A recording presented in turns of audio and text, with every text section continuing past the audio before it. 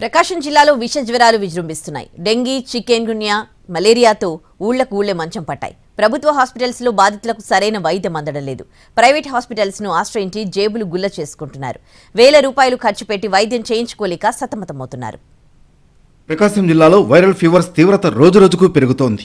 ఒకే ఇంట్లో 3 నుంచి 4 వరకు జ్వరాలతో మంచం పడుతున్నారు. నెల రోజుల్లోనే జిల్లా వ్యాప్తంగా 67,000 మంది జ్వరాల బారిన పడ్డారు. గత వారం రోజుల్లో జిల్లాలోని 75 పిహెచ్సిల పరిధిలో 5,000కు పైగా వైరల్ ఫీవర్స్ కేసులు నమోదయ్యాయి. బాధితులు ముందుగా ప్రభుత్వ ఆసుపత్రులను ఆశ్రయిస్తున్నారు. అక్కడ సరైన వైద్య సౌకర్యాలు లేకపోవడంతో చికిత్స కోసం ప్రైవేట్ ఆసుపత్రులకు వెళుతున్నారు. మరోవైపు జిల్లాలో డెంగ్యూ కేసులు గణనీయంగా పెరుగుతున్నాయి. నెల రోజుల్లోనే 185 కేసులు నమోదయ్యాయి. గతంలో డెంగ్యూ బారిన పడి అనేక మంది మృత్యువాత పడ్డారు. డెంగ్యూ బాధితుల్లో ప్లేట్లెట్స్ పడిపోతున్నాయి. సకాలంలో ప్లేట్లెట్లను ఎక్కించుకోగలిగిన వాళ్లే ప్రాణాలు దక్కించుకుంటున్నారు. తప్పనిసరి పరిస్థితుల్లోనే ప్రైవేట్ ఆసుపత్రులకు పరుగులు పెడుతున్నారు. జిల్లాలో డయేరియా, చికున్ గున్యా, మలేరియా కేసులు సైతం నమోదవుతున్నాయి. వ్యాధులు ప్రబలుతున్నా జిల్లా వైద్యారోగ్య శాఖ మాత్రం ఫీవర్ సర్వే చేయడం లేదు.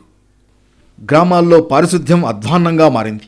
ఇటీవల కురిసిన వర్షాలకు ఎక్కడ మురుగునీరు అక్కడే నిల్వ ఉంటోంది. ఎటువైపు చూసినా దుర్గంధమే వెదజల్లుతోంది. వ్యాధుల వ్యాప్తికి ఇదే ప్రధాన కారణమవుతోంది.